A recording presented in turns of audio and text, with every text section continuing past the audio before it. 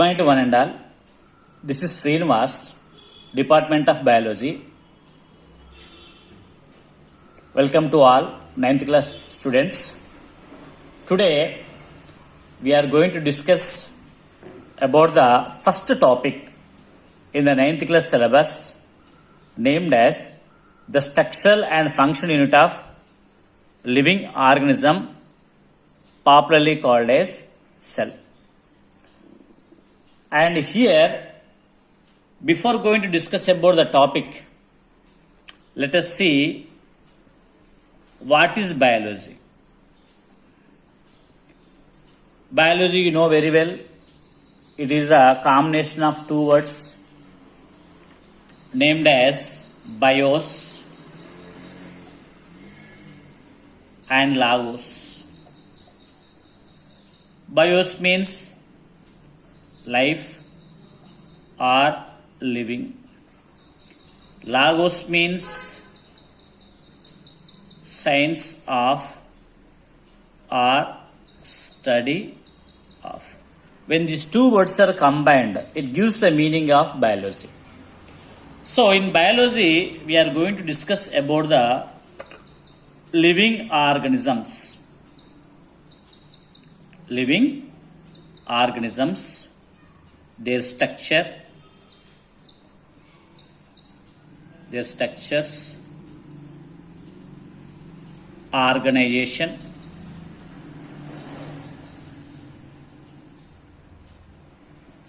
and functions.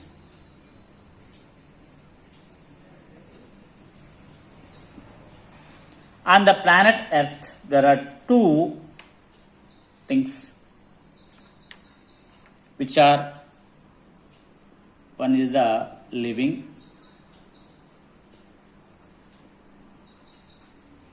the second one is non-living. You know the differences between living and non-living things. The first and foremost important difference between living and non-living is that living things can do their work on their own, whereas non-living things cannot do their work on their own. Then examples, you know very well, plants, animals and human beings. These are the examples.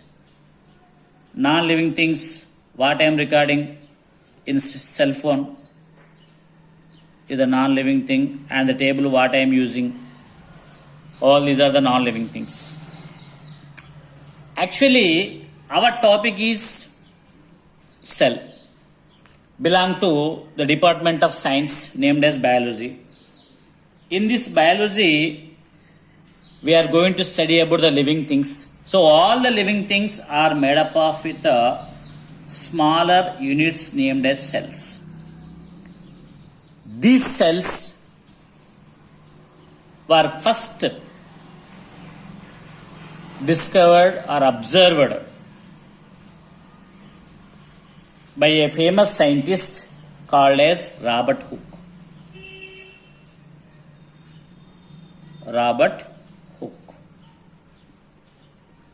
How he observed? With his simple microscope.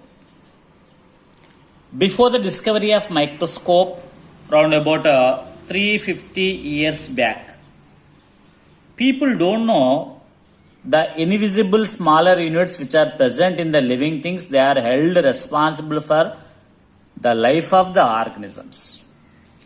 After the discovery of this microscope, with the discoveries and researches done by various scientists like Kircher, Antoine van Leeuwenhoek, Robert Hooke, etc. Today, the information related to the invisible things which are acting as a smaller units in living things laid foundations for a branch of one more biology named as microbiology. So this microbiology deals with the study of microorganisms like bacteria, amoeba, paramecium, etc. Not only about this, their structure, functions and organization and their mode of life, etc. So in this manner, one more new branch of biology came into existence after the discovery of microscope, named as microbiology. Let us come to the point related to the cell, because this is our important topic and first topic in the syllabus. Actually, cell word came from a Latin language called cella, which means little room. Then who extracted or abstracted this cella word from the Latin language? That credit goes to Robert Hooke. When the Robert Hooke was doing experiments on the dried maize corn, he found certain empty spaces which are looking like empty honeycomb or beehive with his single lens microscope. And these empty chambers, what he observed, named as cella in Latin language, which means little room. Later on, the cella word is modified into cell by the microbiologists. This was the discovery of the cell done by Robert Hooke first time with his single lens microscope. Then after him, Antony von Leeuwenhoek, one more important scientist in the 17th century, he saw the living creatures which are moving in the blood of the animals, and he observed RBC, the red blood corpuscles or erythrocytes, and he also observed the moving bacteria in the animal fluids and others in a drop of mud water like amoeba and paramecium, etc. So these living creatures were first discovered and observed by Antony von Leeuwenhoek in the year 1674. After knowing about the Antony von Leeuwenhoek, his observation related to the living creatures which are moving in the blood of the animals as well as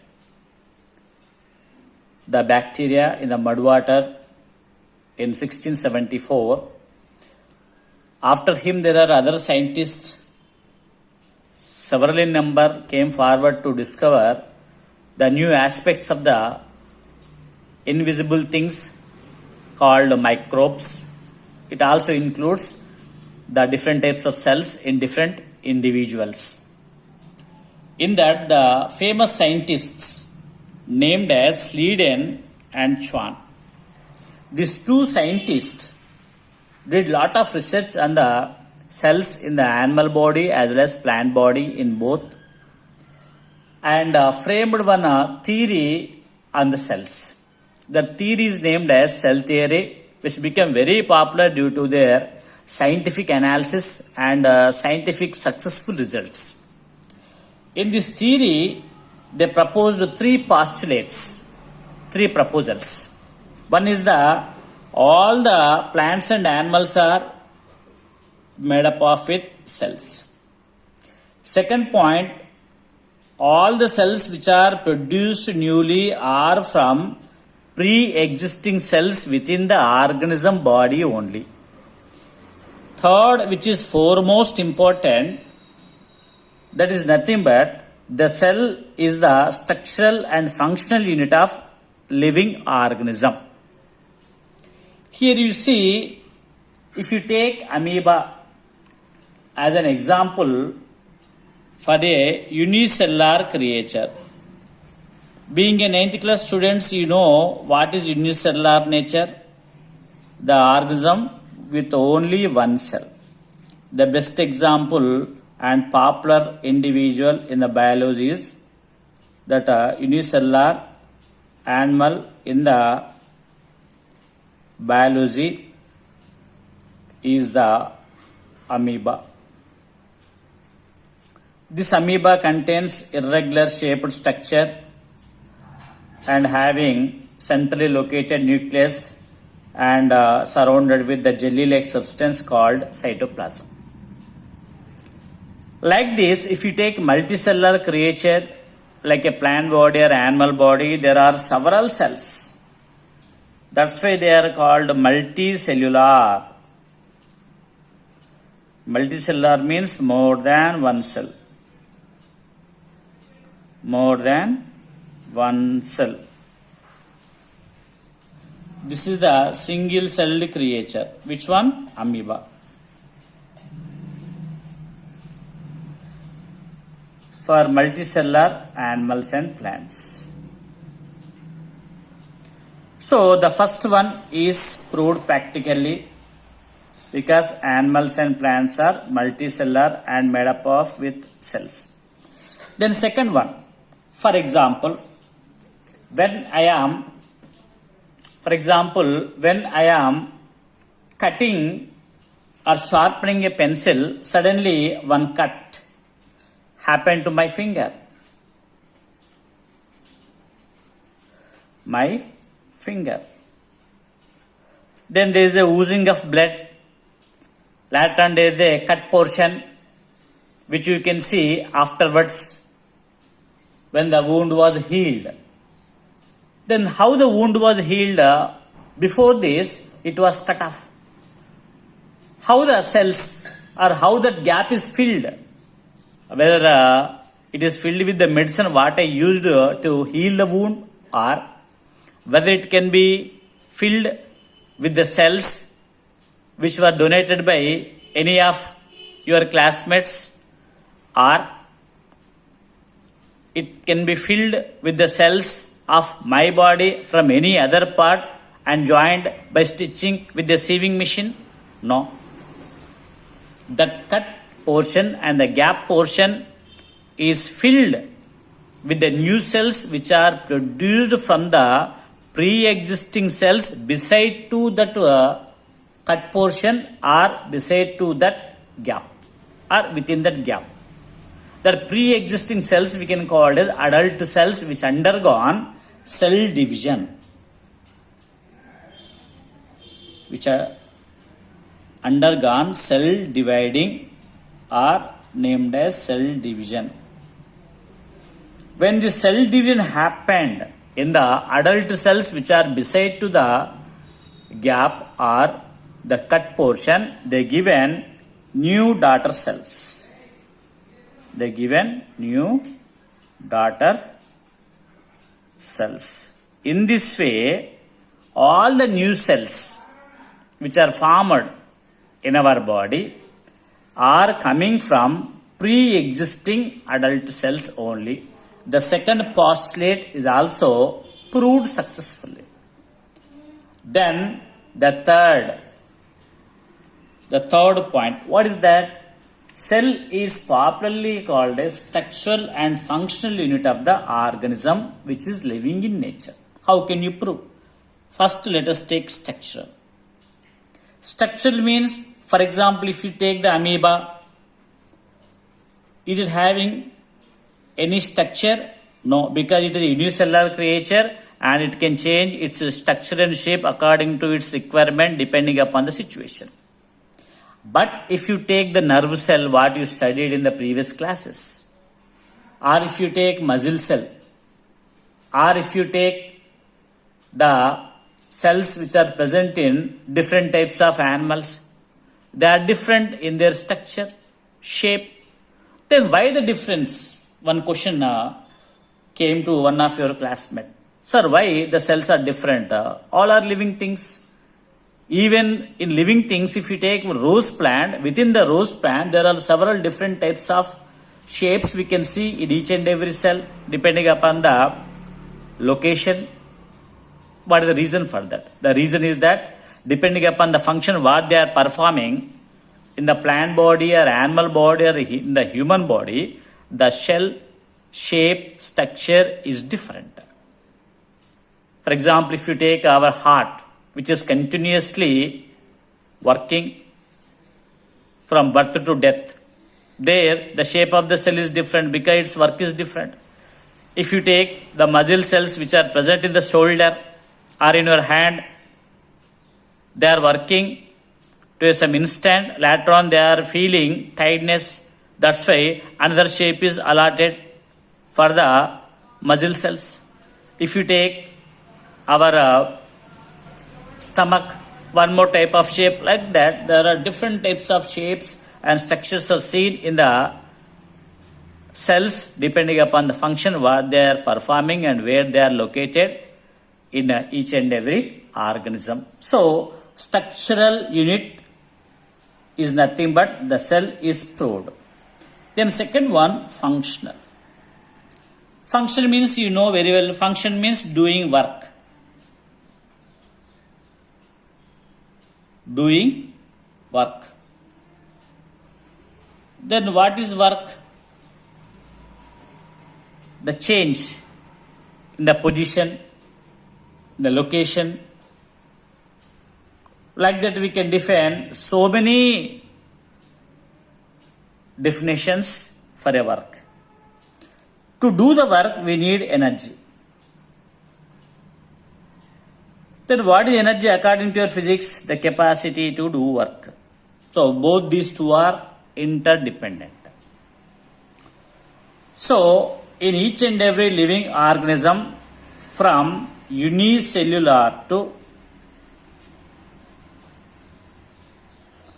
multicellular organisms,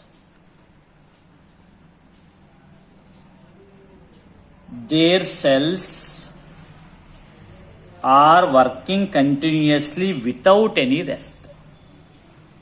If the cells are taking rest and doing strike or any rasta roko, like our officers or any other union people, the person or the plant or the animal or the any other unicellular creature will die on the spot. But this is not happening because each and every cell in our body, in any living organism body, performing their functions. Without the functions, the organism cannot survive. So, we can say the cell is the functional unit also. Then what functions the cells are performing? Examples. Digestion in the stomach. Respiration in the cells present in the lungs, etc. Excretion in the kidney. Reproductive phenomenon in the reproductive organs. Growth,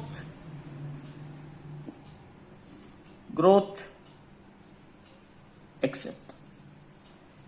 These are done by cells only. That's why if you combine these two units, what are the units here? Structural and functional units of the organism is nothing but cell proved practically. By this way, the three postulates, one is the made up of its cells, which the animals and plants are all living organisms on the planet Earth are made up of its cells. Second point is that all the new cells are produced from their pre-existing cells. Third point is that cell is the structural and functional unit of living organism. So these three postulates became very popular and proved scientifically, and the total credit goes to the famous scientists, which are two in number, named as Schleiden and Schwann. And what theory they proposed? They proposed cell theory. So in this way, the cell theory and their postulates proposed by the two scientists we discussed. And the remaining topic we can continue in the coming session. Till that time, have a nice day.